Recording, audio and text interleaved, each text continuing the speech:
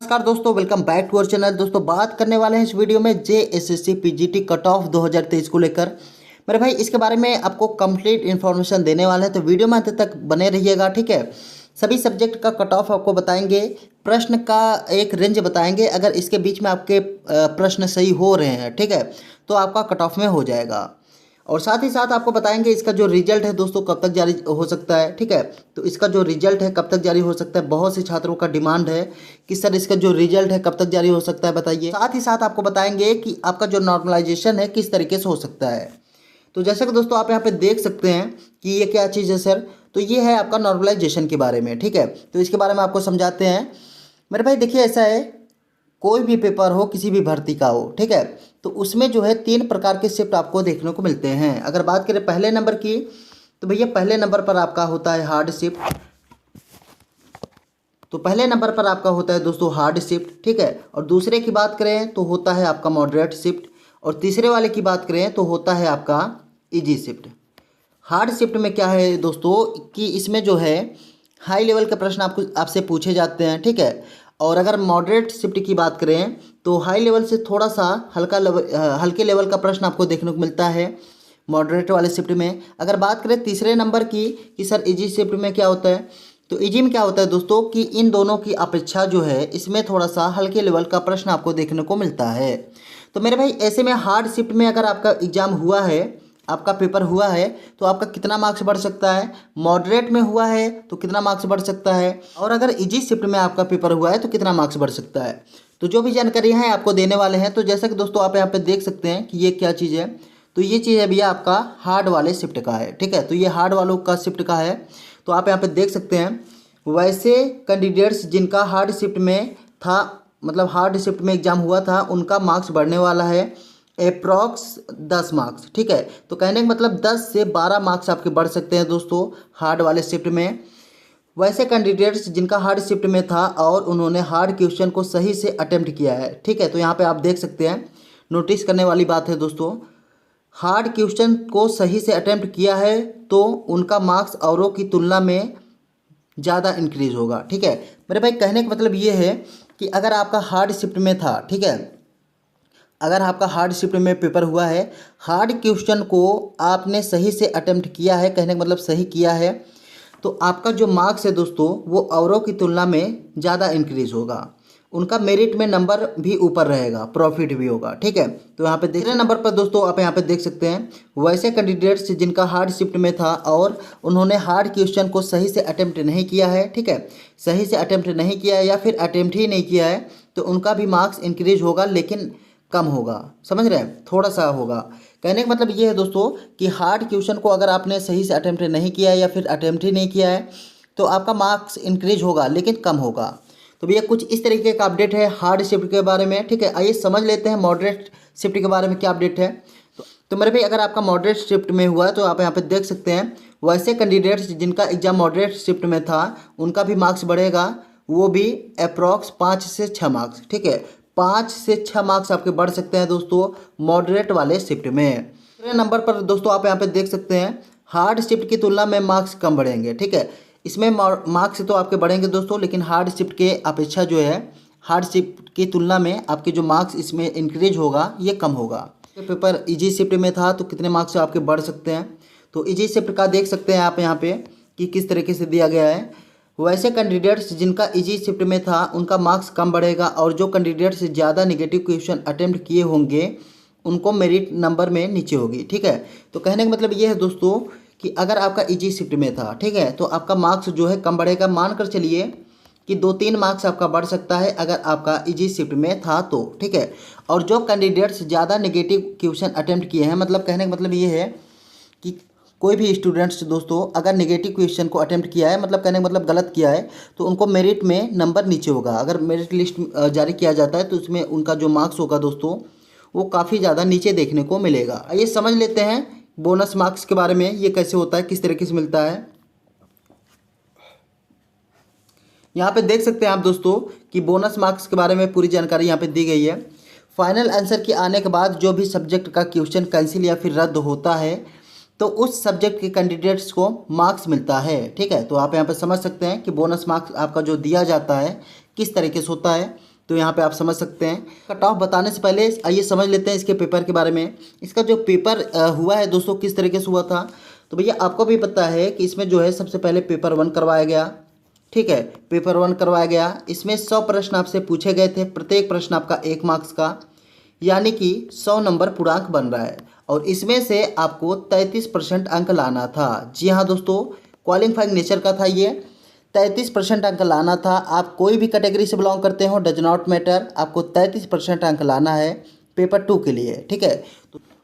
तो जो कैंडिडेट्स 33% अंक ला दिए हैं वो पेपर 2 के लिए एलिजिबल हो गए थे, ठीक है।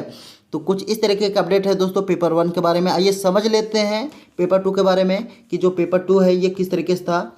तो मेरे भाई अगर बात की जाए पेपर 2 की, तो इसमें क्या था, आपको जो मिनिमम क्वालिफाइंग मार्क्स रखा गया था दोस्तों, ये आपका रखा गया था 50%, ठीक है। अगर आप UR EWS BC1 BC2 से बिलोंग करते हैं मेरे भाई, तो आपको 50% अंक लाना है इसमें, ठीक है, 50% अंक लाना था दोस्तों। और अगर बात करें दोस्तों SC और ST कैटेगरी की, कि सर अगर SC और ST कैटेगरी से बिलोंग करते हैं तो भैया इनके लिए जो मिनिमम क्वालिफाइंग मार्क्स रखा गया था यह आपका रखा गया था 45%, सही है। तो भैया कुछ इस तरीके का प्रावधान इसमें रखा गया था। अगर बात करें पेपर 2 में प्रश्नों की संख्या की, कि सर पेपर 2 में कितने प्रश्न आपसे पूछे गए थे, कितने मार्क्स के, तो इसके बारे में बता देते हैं। इसमें जो है दोस्तों 150 प्रश्न आपसे पूछा गया था, ठीक है, 150 प्रश्न आपसे पूछे गए थे, प्रत्येक प्रश्न आपके 2 मार्क्स के, यानी कि 15 दूना 30, 300 पूर्णांक बन रहा है। तो मेरे भाई 150 में से कितने प्रश्न आपके सही होने चाहिए कि आपका हो जाए, ठीक है, तो उसके बारे में जानकारी आपको देते हैं। तो आइए दिखाते हैं दोस्तों कि आपका जो कट ऑफ कितना रह सकता है, कौन से कैटेगरी के लिए कितना कट ऑफ रह सकता है, तो इसके बारे में बताते हैं दोस्तों। देखते जाइए आपका जो कट ऑफ किस तरीके से देखने को मिल सकता है, तो एक एक करके बताते हैं, ठीक है। तो सबसे पहले बात कर लेते हैं मेरे भाई हिस्ट्री के कट ऑफ की, कि आपका जो इतिहास सब्जेक्ट था इसका जो कट ऑफ कितना जा सकता है। तो मेरे भाई अगर बात किया जाए हिस्ट्री के कट ऑफ की, तो भैया हिस्ट्री का जो कट ऑफ रह सकता है, UR कैटेगरी की बात करें तो 120 से 125 प्रश्न तक अगर आपके सही हो रहे हैं तो हो जाएगा। BC1 की बात करें दोस्तों, तो BC1 में आपका जो कट ऑफ रह सकता है 118 से 120 नंबर तक आपको देखने को मिल सकता है, ठीक है, नंबर नहीं दोस्तों, ये प्रश्नों की संख्या है, सॉरी, 118 से 120 प्रश्न तक आपको देखने को मिल सकता है। अगर इतना प्रश्न आपके सही हो रहे हैं, इसके बीच में सही हो रहे हैं, तो आपका हो जाएगा। BC2 की बात करें मेरे भाई, तो BC2 का कोई भी सीट आपका नहीं था, ठीक है, BC2 का कोई भी सीट नहीं था, इस वजह से BC2 का कट ऑफ नहीं बता रहे हैं। SC कैटेगरी का कट ऑफ बता देते हैं। SC कैटेगरी का जो कट ऑफ रह सकता है आपका, रह सकता है 107 से 110 तक देखने को मिल सकता है दोस्तों, ठीक है। और अगर बात करें ST कैटेगरी की, कि सर ST वालों का जो कट ऑफ कितना रह सकता है, तो ST वालों का कट ऑफ रह सकता है 103 से 106। और बात करें EWS की, तो EWS का कट ऑफ रह सकता है 118 से 122 तक आपको देखने को मिल सकता है दोस्तों, आपका हिस्ट्री का कट ऑफ, ठीक है। अगर इतने प्रश्न आपके सही हो रहे हैं तो आपका हो जाएगा। याद रहे दोस्तों, जितने भी चीज़ हम आपको बता रहे हैं, जितने भी आपको नंबर बता रहे हैं, ये प्रश्नों की संख्या है। अगर हम भूल से आपको नंबर बोल दें तो ऐसा कुछ मत समझिएगा, ये प्रश्नों की संख्या आपको बता रहे हैं, ठीक है। तो आइए समझ लेते हैं इकोनॉमिक्स का जो कट ऑफ है कितना रह सकता है। अगर बात करें हम इकोनॉमिक्स की, तो इसका जो कट ऑफ है कितना रह सकता है, तो इसके बारे में बता देते हैं। तो अगर इकोनॉमिक्स की बात करें तो UR कैटेगरी से अगर आप हैं, 120 से 122 प्रश्न अगर आपके सही हो रहे हैं तो हो जाएगा। और अगर बात करें BC2 की, तो भैया BC2 का सीट ही नहीं था, ठीक है। तो BC1 की बात कर लेते हैं। BC1 में कट ऑफ रह सकता है 115 से 117। बात करें दोस्तों SC कैटेगरी की, तो SC में रह सकता है 100 से 105। और ST की बात करें तो ST का बता देते हैं आपको। ST की बात करें तो इसमें रह सकता है आपका 96 से 98 तक देखने को मिल सकता है दोस्तों। और अगर बात करें हम EWS की, तो भैया EWS का रह सकता है 117 से 118 तक आपको देखने को मिल सकता है इकोनॉमिक्स का कट ऑफ, ठीक है। आइए समझ लेते हैं दोस्तों कि आपका जो है इंग्लिश का जो कट ऑफ है कितना रह सकता है। तो इंग्लिश का कट ऑफ आपको बता देते हैं मेरे भाई। तो इंग्लिश के कट ऑफ की बात कर लेते हैं। UR कैटेगरी से अगर बिलोंग करते हैं, अगर 125 से 130 तक आपके प्रश्न सही हो रहे हैं तो आपका हो जाएगा।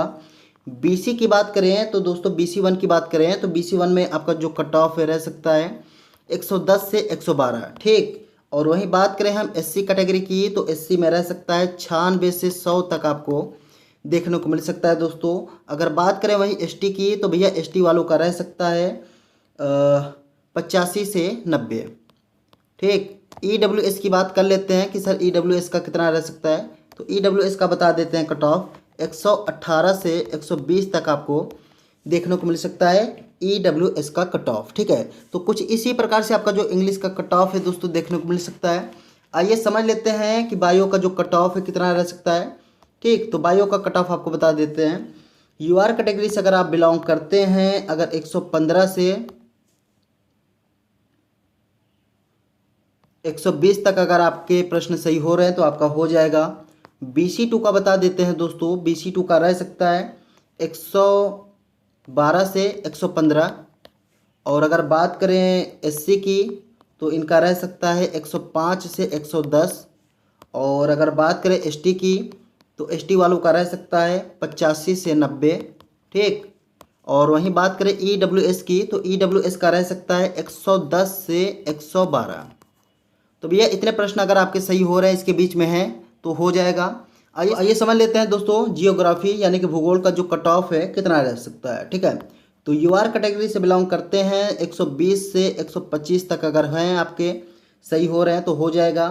BC2 की बात करें दोस्तों, BC2 की कि सर BC2 में कितना रह सकता है, तो 118 से अगर 120 तक अगर आपके सही हो रहे हैं दोस्तों तो हो जाएगा। और अगर बात करें BC1 की तो भैया BC1 में आपका जो कट ऑफ रह सकता है ये आपका रह सकता है मानकर चलिए 115 से 117 तक आपको देखने को मिल सकता है दोस्तों BC1 में। ठीक है, SC कैटेगरी की बात करें दोस्तों तो SC कैटेगरी में आपका जो कट ऑफ है रह सकता है 103 से 106 तक आपको देखने को मिल सकता है। और वहीं बात करें ST की तो भैया ST वालों का जो कट ऑफ है रह सकता है 97 से 100 तक आपको देखने को मिल सकता है। EWS का कट ऑफ बता देते हैं कि सर EWS का कट ऑफ कितना रह सकता है।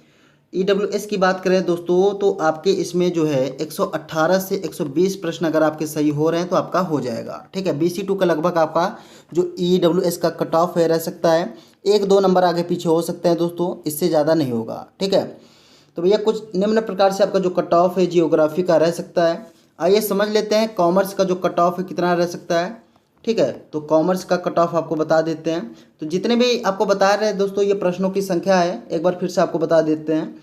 ठीक है, अगर हम गलती से नंबर बोल दें तो ऐसा कुछ नहीं है, तो ये जो है आपका प्रश्नों के हिसाब से कट ऑफ बताया जा रहा है। ठीक है, यूआर कैटेगरी की बात करें कॉमर्स में तो भैया 122 से 125 अगर प्रश्न सही हो रहे हैं तो आपका हो जाएगा। अगर BC1 की बात करें दोस्तों तो BC1 में आपका जो कट ऑफ है, सॉरी BC2 की बात करते हैं। BC2 की अगर बात करें तो BC2 में आपका जो कट ऑफ है रह सकता है 115 से 118। BC1 की बात कर लेते हैं, इसमें रह सकता है आपका 112 से 115। बात कर लेते हैं SC कैटेगरी की और फिर ST की। ठीक है, SC और ST का एक साथ बताते हैं आपको। SC की बात करें दोस्तों तो रह सकता है 100 से 105। ST की बात करें तो रह सकता है आपका ST में रह सकता है आपका 92 से 95। ठीक, और वहीं बात करें EWS की तो भैया EWS का कट ऑफ आपका रह सकता है 117 से 120। ठीक, इसके बीच में अगर आपके प्रश्न सही हो रहे हैं तो हो जाएगा। कॉमर्स का कट ऑफ बता ही दिए हैं। आइए समझ लेते हैं कि आपका जो संस्कृत सब्जेक्ट था दोस्तों, संस्कृत, इसका जो कट ऑफ है दोस्तों कितना रह सकता है। तो मेरे भाई सबसे पहले आपको बताते हैं यूआर का, इसके बाद बताते हैं, फिर इसके बाद बताते हैं BC2 का, फिर BC1 का बताते हैं। ठीक है, तो तीनों का कट ऑफ एक साथ देख लीजिए आप। यूआर की बात करें तो संस्कृत में आपका जो कट ऑफ है रह सकता है, इसमें थोड़ा सा हाई जाएगा दोस्तों। ठीक है, क्योंकि प्रश्नों का लेवल जो इसमें था थोड़ा सा टफ देखने को मिला था। तो 132 से 135 प्रश्न अगर आपके सही हो रहे हैं तो आपका हो जाएगा। ठीक है, इसके बीच में अगर सही हो रहे हैं तो हो जाएगा। BC2 में बता देते हैं 122 से 125। BC2 का बता देते हैं 125 से 128। ठीक, और वहीं बात किया जाए SC कैटेगरी की तो भैया SC में रह सकता है आपका 85 से 90। ठीक है, और वहीं बात करें हम ST की कि सर ST में कितना रह सकता है, तो ST वालों का कट ऑफ बता देते हैं। ST में रह सकता है 72 से 75। अगर इतने प्रश्न सही हो रहे हैं तो हो जाएगा। EWS का कट ऑफ नहीं बताएं तो यहाँ पे देख लीजिए आप। EWS की बात करें तो भैया 126 से 130 प्रश्न अगर आपके सही हो रहे हैं तो आपका हो जाएगा। आइए दोस्तों समझ लेते हैं मैथ का जो कट ऑफ कितना रह सकता है। ठीक है, तो मैथ जो आपका सब्जेक्ट था गणित, इसका जो कट ऑफ है कितना रह सकता है। तो UR फिर BC2 का बताएंगे आपको, फिर BC1 का बताएंगे। ठीक है, तो तीनों का कट ऑफ आप देख लीजिए। UR कैटेगरी की बात करें तो 96 से 100 प्रश्न अगर आपके सही हो रहे हैं तो हो जाएगा। BC2 की बात करें तो 90 से 93। अगर बात करें दोस्तों BC1 की तो आपका रह सकता है 88 से 90। आइए समझ लेते हैं अगले वाले कैटेगरी की SC ST और EWS। ठीक है, तीनों का कट ऑफ बताते हैं। तो भैया SC की बात करें तो 75 से 78 प्रश्न अगर आपके सही हो रहे हैं तो आपका हो जाएगा। ST की बात करें तो 70 से 72। EWS की बात करें तो 88 से 90। तो कुछ निम्न प्रकार से आपका जो कट ऑफ है दोस्तों देखने को मिल सकता है। ठीक है, उम्मीद करते हैं सारी चीज़ें आप क्लियर। तो भैया कुछ निम्न प्रकार से आपका जो कट ऑफ है देखने को मिल सकता है। सारी चीज़ों को एनालिसिस करके हमने ये कट ऑफ निकाला था दोस्तों और यही आप तक शेयर किए हैं। ठीक है, तो उम्मीद करते हैं सभी चीज़ें क्लियर हो गई होंगी। वीडियो को लाइक नहीं किया मेरे भाई तो लाइक कर दें, और चैनल पर अगर पहली बार है तो सब्सक्राइब जरूर कर लें। और अगर बात करें इसके रिजल्ट को लेकर कि सर इसका जो रिजल्ट है इसका क्या अपडेट है, कब तक आ सकता है इसका रिजल्ट, 15 अक्टूबर को हो सकता है आ जाए। तो मेरे भाई अगर 15 अक्टूबर को नहीं आता है तो मानकर चलिए कि 20 के पहले हो सकता है देखने को मिल जाए। ठीक है, तो ऐसा कुछ ऑफिशियल अपडेट अभी तक नहीं आया तो हम आपसे ये नहीं कहेंगे कि इस तारीख को आ जाएगा। ठीक है, तो आपको झूठी दिलासा नहीं देंगे मेरे भाई। 15 अक्टूबर को पूरी संभावनाएं जताई जा रही है। अगर 15 अक्टूबर को नहीं आता है तो इसके बाद ही आपको देखने को मिलेगा। सब्सक्राइब करके रखिए, जैसे ही इसके बारे में कोई अपडेट आता है मेरे भाई तो हम आपको इन्फॉर्म करेंगे। वीडियो को लाइक ज़रूर कर दीजिएगा।